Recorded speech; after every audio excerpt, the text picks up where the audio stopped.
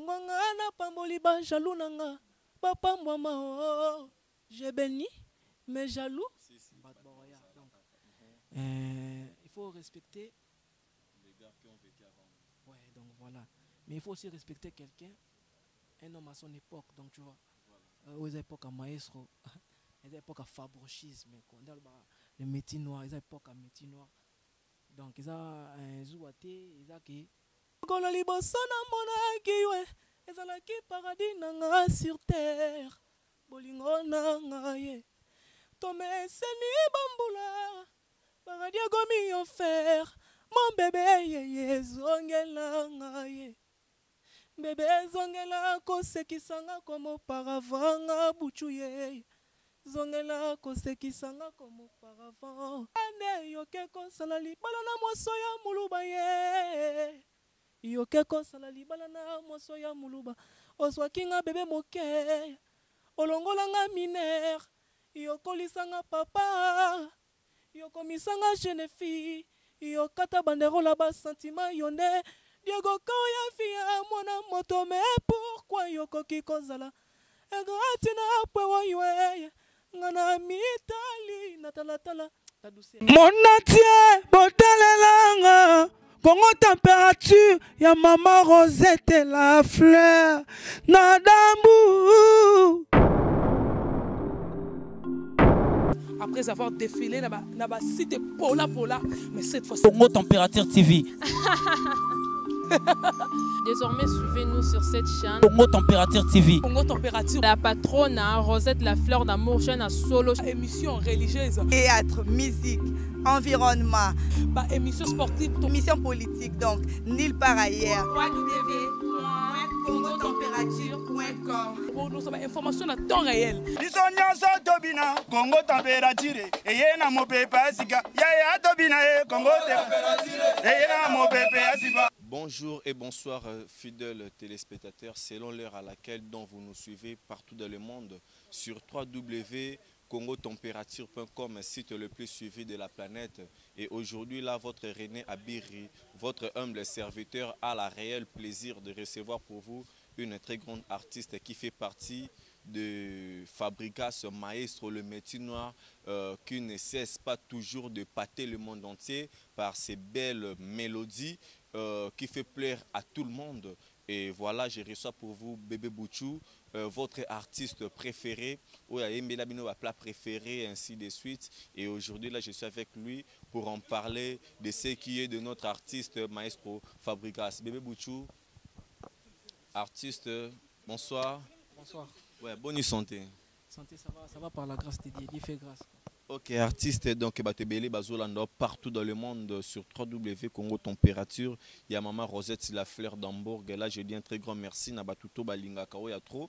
Ou Bakomelenga à tout moment que nous yambela biso bébé Bouchou parce que tout CP la ka naba intervention et surtout quand Azo s'imposer auprès à Fabricas Maestro que je salue à passant et ça là vraiment un très bien Gauthier les patrons des patrons 0044 et Maman Elise Salitou il y a pourquoi pas à Mami Zema Koi na Dublin ou Azolanda biso Paola Schengen qui lui à Londres et alors Bouchou habitant ou yambi artiste il faut ma camponaise elle a toujours artistiquement na ebité soko sala mo loro moko boya bien à ta plat préféré pour na ba fan na yo quoi ba CP là moi tant lobi tant obi mo tant Londres na moni na Londres na mona LNTV si si Nadia Pai na PC bambote quoi mais plat préféré na imba bon servinga plat préféré yango nazolia na lokoswe nazofiba na misapi nanga ngana zobokota na mikuwa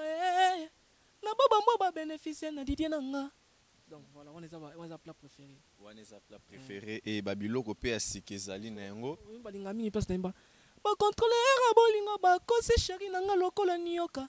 Azaka yefa na jardin d'Eden. Donc na zone susu. Ouais. Merci bien Bouchou, batebele ba Olanda yo. Tobo na biso tozonga na biso sima potolo ba lo bebele. Aujourd'hui bébé Bouchou auprès à Fabricas. Ozoyemba bien. Tu as remarqué génériquement que tu il n'y a pas longtemps. Au Fabricas a que non j'ai béni mes jaloux. comment on a besoin de représenter déjà Fabricas automatiquement au milieu de nous? Celui qui a vu les fils a vu les pères. Donc, qui est Ngulu? Il y a Mandefa Pembe et puis Tabamandefa Pembe et puis Ngulu à Mwasi. toi congolais. En plus toi quand toi sur la kin. Donc lingala eza bien Ngulu Pembe. Ngulu Mandefa Pembe donc. Et batu okenga abia atanga comme Ngulu atanga ni muto te donc. Et aimbi Ngulu. Voilà. Et Mandefa Pembe. Donc ils mutango tango mais que la biso ngata non poto idée mon dernièrement pour ça monta na kombi mo boy voilà donc ils a ba stratégie donc ils na de to bengi mikolo pasta fabo habito benir ba jaloux na biso ngapi na benir ba jaloux na ngando gaga benir ba jaloux na Marie France ambote belé ya onka quoi. OK, merci bien de razo bénir toujours ba jaloux na et bébé Bouchou. Qui sont, parce que avant Toebaki, Fabricas Maestro, il évolue très bien avec Kofi Olomide, le Quadraco Raman, Songambeli que je salue, à passant au Wapi, tout à l'heure comme à tout moment, photo, tout à l'heure comme on a solo là ensemble et tout consort. Mais il y a eu carrément une très grande division. Et qui sont ces jaloux? Il y a Fabricas Maestro. Naza mimi placé pour na koloba ba jaloux ya ngana boss na ngama yesu na pesi mbote place azali esuka kana musala donc en dehors musala mudamu na vie na privé na donc ngana ba gaga na ba Marie France na ba bialusi ba Sephora bialusi na pesi mbote place azali la queen donc na pesi mbote na Benel Lutona de maman na Florence moni to komi na suka mbula donc to bénir ba jaloux donc ba bona ni kaka ba mais quel habit soit un peu mon kelo wango ya j'ai béni mes jaloux parce que ça moko ba biloko ezo sepilisanga quoi yango nga na pamboli ba jaloux nanga ba pambwa j'ai béni mes jaloux j'ai béni donc on a ça ba séquentiel de maestro loba donc même mi ba yoka plat préféré ba yoka na jour et nuit quoi. Mais bébé Bouchou kota la Nandenge Fabricas Maestro qui ne se dit pas mal de vous donner tous ces artistes les opportunités. Il y a que Boya, Bopé Sapé, Bachan Nabino, Ndenge et Sengeli, tout ça. Mais apparemment, à Pesibino tout Banzembo, mais il y a eu quelques têtes. Oh, kaka, on a écouté ou frappé, mais parmi ces quelques têtes-là, il y a posé na kati. Parce que on a vraiment un peu d'informations sur les noms. C'est encore quoi? On a un peu comme auparavant. Voilà. Na jour et nuit. Et entre vous là, il y a aussi quelque chose qu'on peut dire, une comparaison amicale. Ils sont loyaux donc. Voilà. Ils ont musique, ils ont église tendée tout le monde. Après c'est monté dans les rois de la forêt donc. Les quotas les rois de la forêt qu'on a au comité. Poto solo lara. Ouais, ils ont moni musique ils ont église quoi. En plus tout ça la rumba congolaise tu es bien qu'ils ont bandé dans mon. Et si aujourd'hui on peut parler de la rumba congolaise, où cela est basé? Toko tanga pe Fabricas na kati ba rumba congolaise. Maestro ma héros déjà.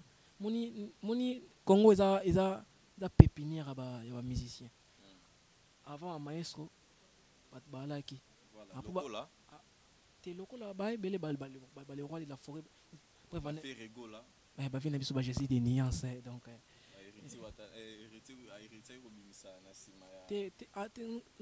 Après on a fait voir quoi que après ba maestro pe après ba Bouchou pe donc il faut respecter les gars qui ont vécu avant.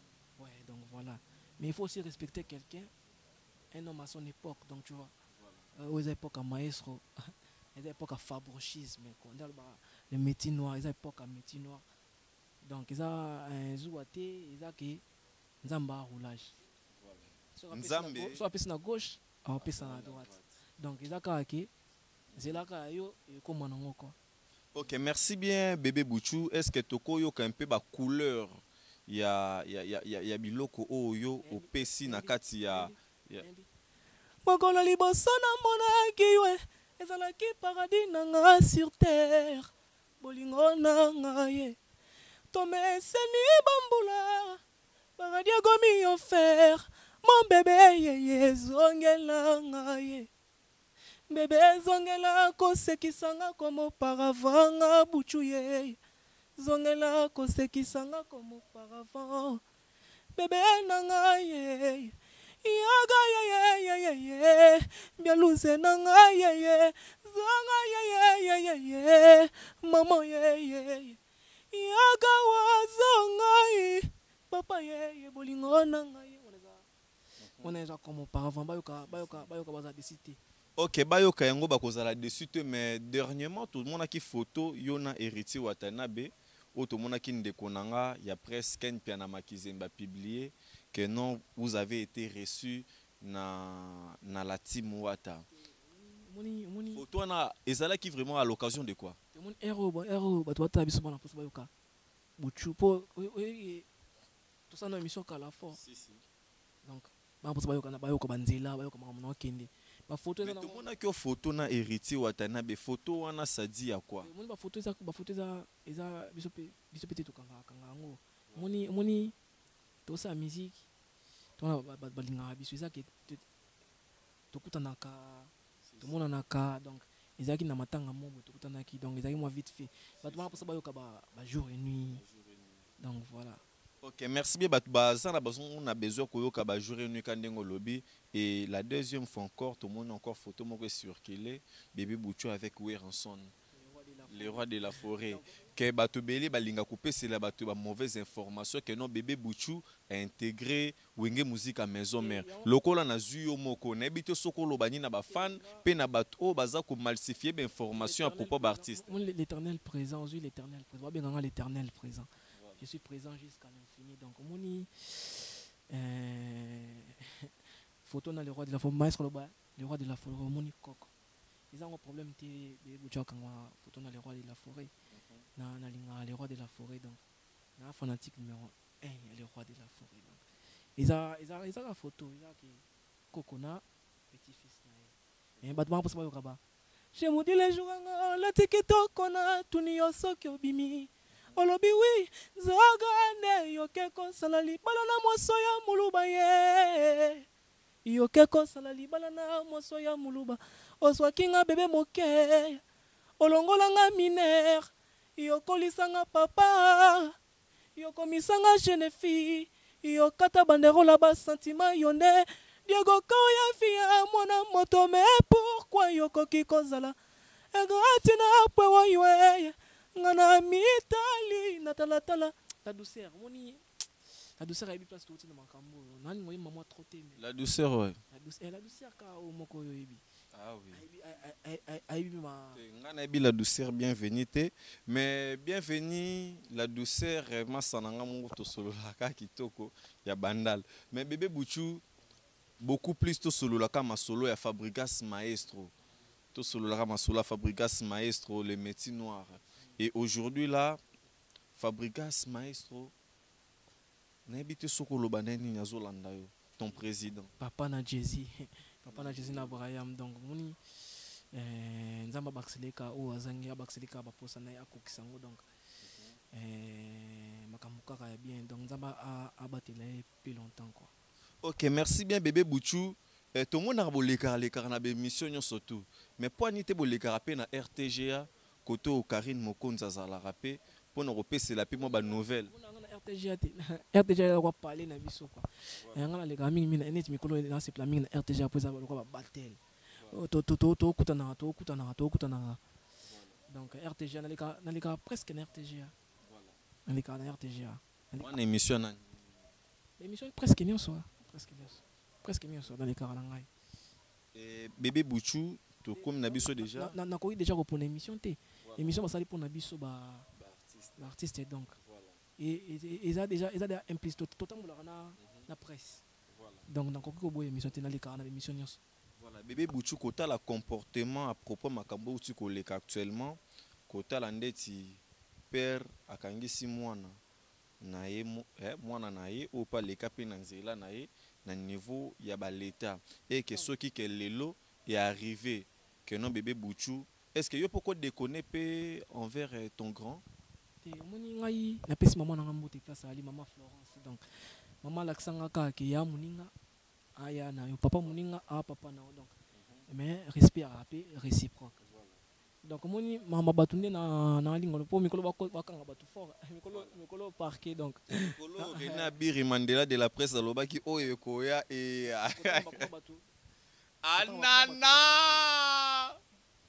wani ai wani makambu makamundi voilà ezaka omo comprendre kotanga bakoma bato neti na premier place ta kotanga bakoma bato donc c'était to solo likara sur tout tanga so bakombo pe abatute OK bébé Bouchou so kotanga kombo na tanga kombo Sephora Bialose quoi voilà so tanga kombo na tanga kombo mais balobi que depuis pour comment pe na succès Bouchou comment pe na ba c'est belé ba comme mono par ci par là c'est bi que succès ba gérango ngana succès succès ba gérango so gérango mabe oko ya pe lokola ba ve na biso ba manda chante te na pesi vi na manda chante grand oko bi ke bat balala ba succès na mboko bazali moni manda chante aza grand chanteur en mboko Congo aza grand chanteur mais succès scope yo bi ke yo legi manda chante na succès pesi mbote pesa za moni na yo ka nze moni nuit et jour so que nze mo wa mbi mikolo et nze moni za tellement bien ils tellement